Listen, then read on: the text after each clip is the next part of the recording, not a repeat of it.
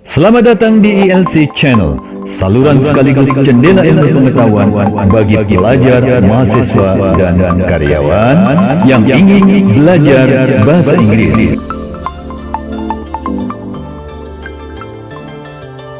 Cara mudah menyusun kalimat bahasa Inggris, memahami subjek dan objek secara benar.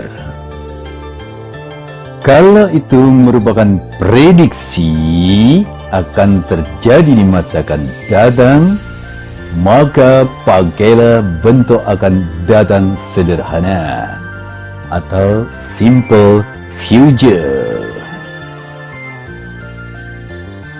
Kata kerja atau verb pada kejadian masa akan datang dengan bentuk kalimat sederhana memakai will ditambah verb pertama tanpa S. Dengan subjeknya sembarang pelaku, orang atau benda atau apa saja, sendirian atau lebih dari satu, digunakan pembantu kata kerja will yang artinya akan ditambah verb pertama tanpa S. Sebuah truk akan memuat sayur-sayuran dan buah-buahan. Sebuah peristiwa yang diprediksi akan terjadi di masa akan datang. Kalimat bahasa Inggrisnya akan nampak sebagai berikut. Subjeknya adalah sebuah truk, benda nyata, bisa dihitung, dan hanya sendirian. Dalam bentuk future sederhana ini, subjek sendirian maupun lebih dari satu tidak masalah. Sehingga bahasa Inggrisnya menjadi a truck will load. Ada will-nya di situ, dan load tanpa S, load verb pertama tanpa S, vegetables and fruits. A truck will load vegetables and fruit.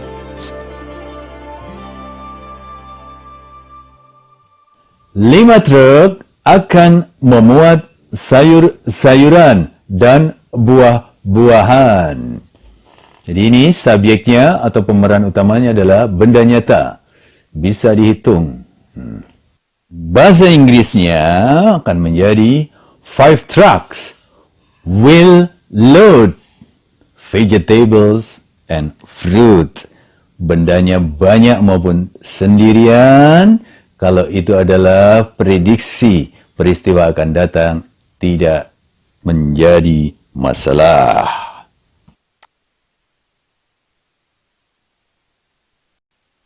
Susu itu akan mengandung beberapa bakteri berbahaya jika tidak disterilkan dengan seksama.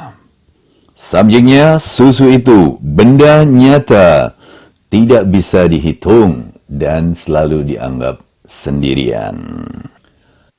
The milk will contain some harmful bacteria if it is not sterilized thoroughly. The milk will contain some harmful bacteria if it is not sterilized thoroughly. Oke, masih berbicara pada prediksi peristiwa akan datang. Kemiskinan itu akan menyebabkan banyak masalah sosial. Pemeran kalimat ini adalah kemiskinan. Kata benda abstrak, nggak bisa dilihat, nggak bisa dipegang, nggak bisa dihitung. Akan menyebabkan kata kerjanya. Verb pertamanya cause, causes. Verb keduanya caused. Verb ketiganya caused. Kita pilih verb pertama tanpa S dan didahului will. The poverty will cause many social problems. The poverty will cause many social problems. Keputusasaan itu akan memperburuk prestasi kerjanya. Keputusasaan adalah subjek atau pemeran utama, kata benda yang tidak bisa dihitung. Akan memperburuk, will worsen. Jadi bahasa Inggrisnya, the despair will worsen his or her work performance. The despair adalah bahasa Inggrisnya keputusasaan. Sedangkan akan memperburuk, akan itu will, memperburuk itu adalah worsen. Kita pilih verb pertama tanpa S, worsen.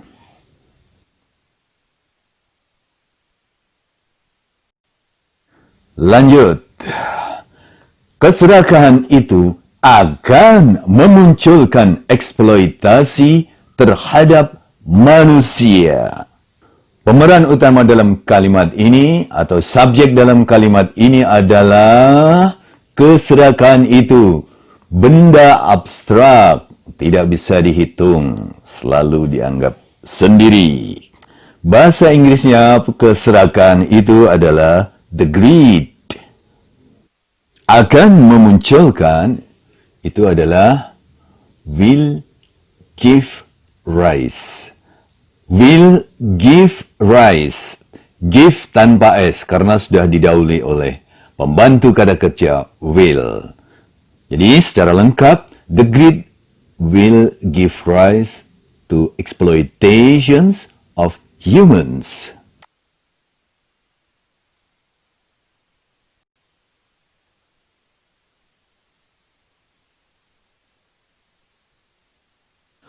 Pemeran utama atau pelaku atau subjek maupun objek atau sasaran dalam sebuah kalimat bisa berupa kata kerja atau verb ing.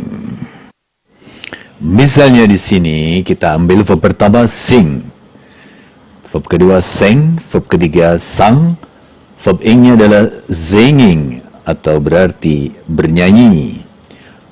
Read, read, read, reading, membaca. Cook, cooked, cook, cooking, memasak. Dance, danced, danced, dancing, berjoget. Pinch, pinched, pinched, pinching, mencubit. Semua bentuk ing mulai dari singing, reading, cooking, dancing maupun pinching bisa menjadi pemeran utama atau subjek ataupun objek atau sasaran dalam sebuah kalimat. Bernyanyi dapat meningkatkan daya ingatan manusia. Bernyanyi di sini kita peroleh dari kata sing sebagai verb pertama, kemudian sang dan sang, kemudian bentuk ingnya adalah singing. Jadi subjeknya adalah singing, yang artinya bernyanyi. Kemudian ada kata dapat. Dalam bahasa Inggris, dapat ini disebut dengan pembantu kata kerja, yang bahasa Inggrisnya adalah can. Dia selalu mendahului kata kerja. Meningkatkan, bahasa Inggrisnya ada improve atau improves sebagai verb pertama, kemudian improved verb kedua, kemudian improved verb ketiga. Sudah ada pembantu kata kerja can, jadi kita pakai verb pertama, improve. Kemudian objeknya adalah daya ingat manusia. Bahasa Inggrisnya adalah humans memory. Jadi secara lengkap bisa kita lihat singing can improve humans memory. Singing can improve humans' memory. Lanjut. Membaca adalah kegemaran saya sehari-hari. Dalam kalimat ini kita tidak menemukan kata kerja. Kalimat yang tidak berkata kerja dalam bahasa Inggris harus kita gunakan to be. Yang berikutnya, tidak ada keterangan waktu. Nah, kita bisa menyusun berdasarkan fakta kejadiannya. Misalnya, ini adalah merupakan fakta kekinian, maka kita gunakan to be, is, am, are. Reading, sehingga kita gunakan to be, is. Kita pilih is, bukan am, bukan are. Karena subjeknya berupa kata kerja bentuk ing. Pelengkapnya kalimat ini adalah kegemaran saya sehari-hari. My everyday hobby. Secara lengkap bahasa Inggrisnya akan menjadi reading is my everyday hobby. Oke, itu tadi adalah semua tentang bentuk ing sebagai subjek. Sekarang perhatikan bentuk ing sebagai objek suatu kalimat. Widya menyukai memasak. Umumnya subjek maupun objek itu adalah berupa kata benda, tapi di sini objek maupun subjeknya bisa berupa kata kerja. Untuk itu bahasa Inggris mengaturnya bahwa subjek atau objek yang terdiri dari kata kerja, maka kata kerja itu dipaksa seolah-olah menjadi seperti kata benda dengan cara menambahkan ing di belakangnya. Jadi, kalau Widya menyukai memasak, maka bahasa Inggrisnya akan menjadi pemeran utamanya adalah Widya sendirian. Menyukai bahasa Inggrisnya bisa like atau likes, kemudian liked, dan bentuk ketiganya adalah liked.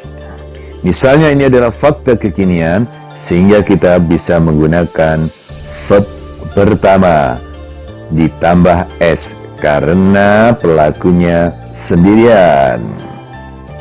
Memasak itu bisa cook atau cooks, bisa cook di verb kedua, bisa cook di verb ketiga, bisa cooking. Kita pilih cooking karena dia kedudukannya sebagai objek.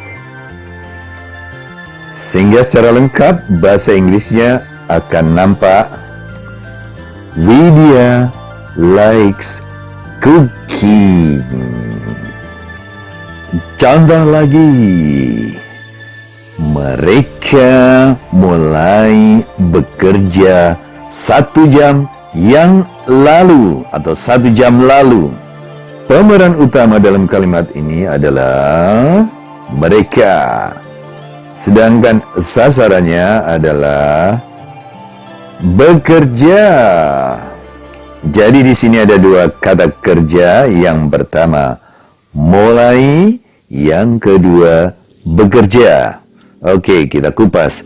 Mulai, kalau verb pertama itu adalah start atau starts. Verb kedua adalah started. Verb ketiga adalah started. Bekerja, kalau dia sebagai verb pertama dia adalah work atau works ditambah s. Verb kedua work, verb ketiga worked.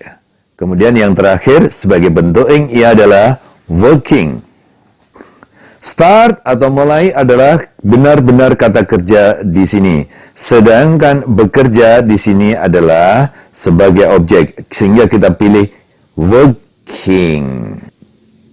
Dalam kalimat ini, detail keterangan waktunya sudah dijelaskan di situ, yaitu 1 jam yang lalu, sehingga ini adalah fakta lampau. Untuk itu, kata kerja aslinya kita pilih started. Objeknya kita pilih working. Keterangan waktunya kita pilih 1 jam yang lalu, an hour ago. Secara lengkap kalimatnya akan nampak sebagai berikut. They started working an hour ago.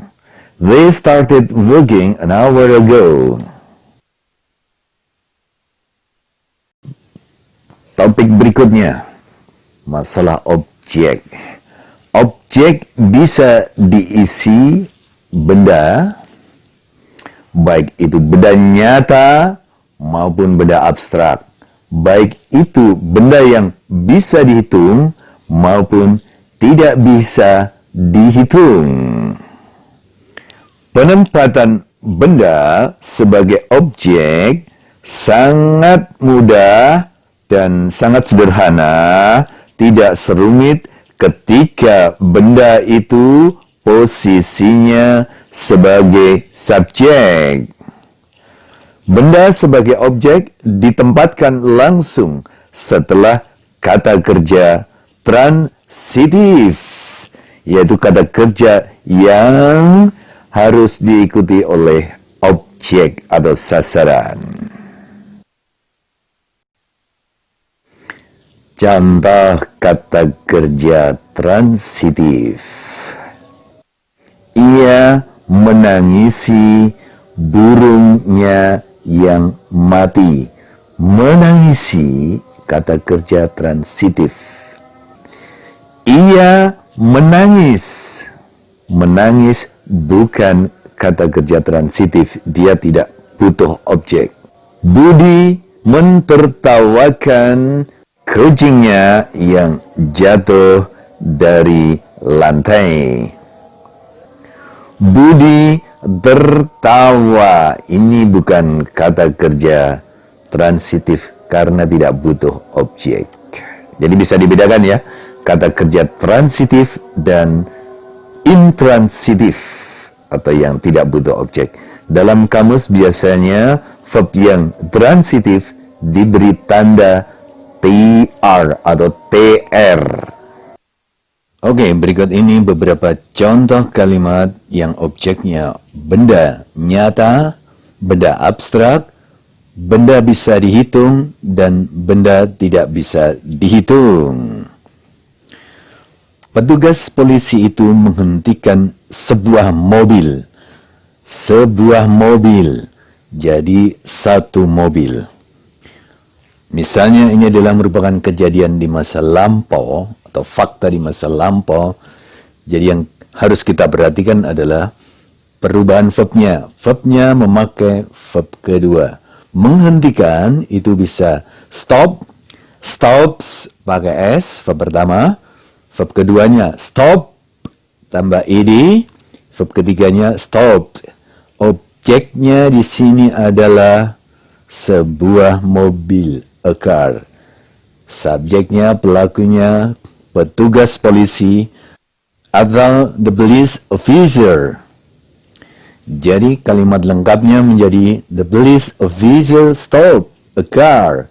The police officer stop a car. Sekarang tidak sebuah mobil objeknya, tapi kita buat 3 buah mobil. Petugas polisi itu menghentikan 3 buah mobil.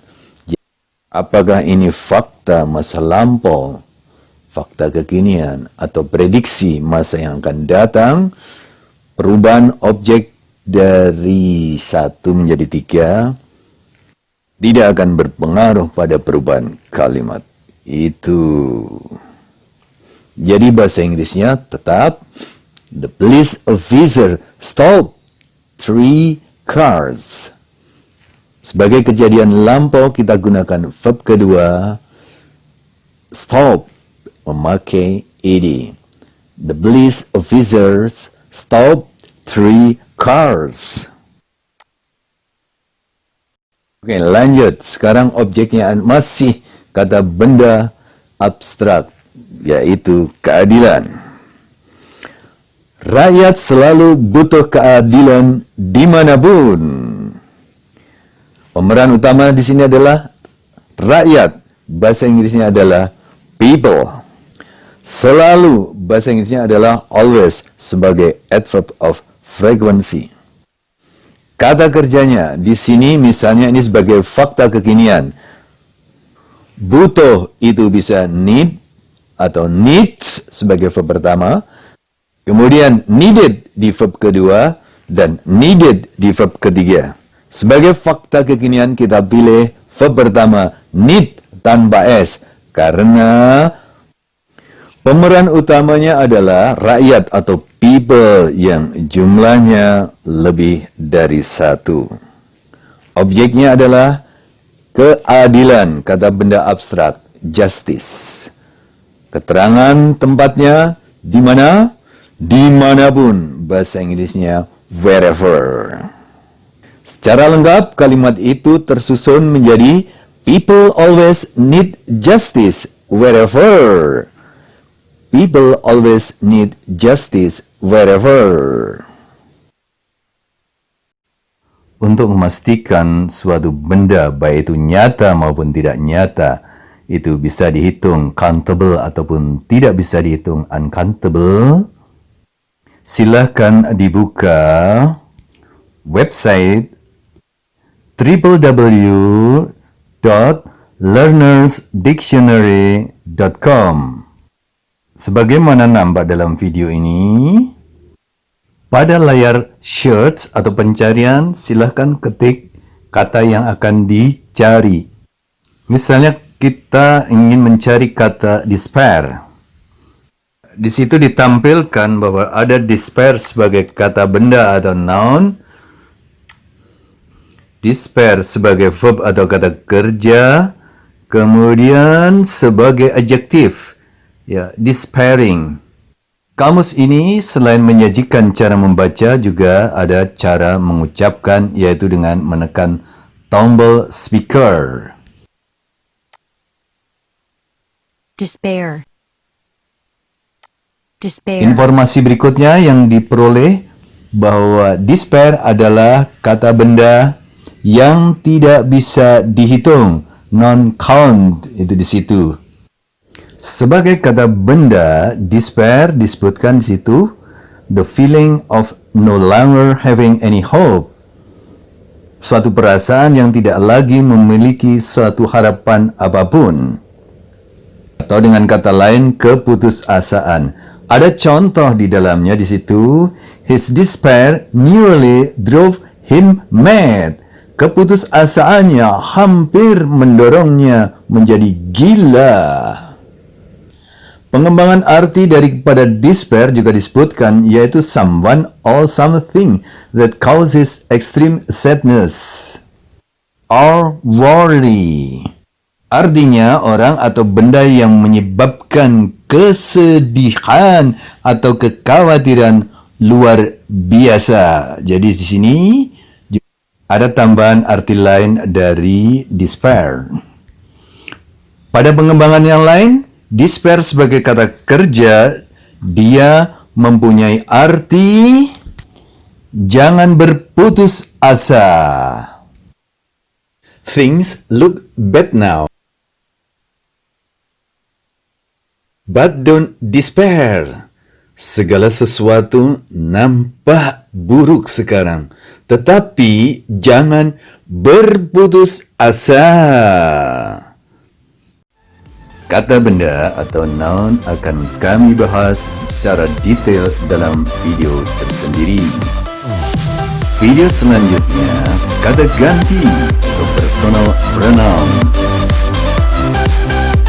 Oke, sampai sekian dulu sajian kami tentang subjek dan objek dalam menyusun kalimat bahasa Inggris. Thank you for watching.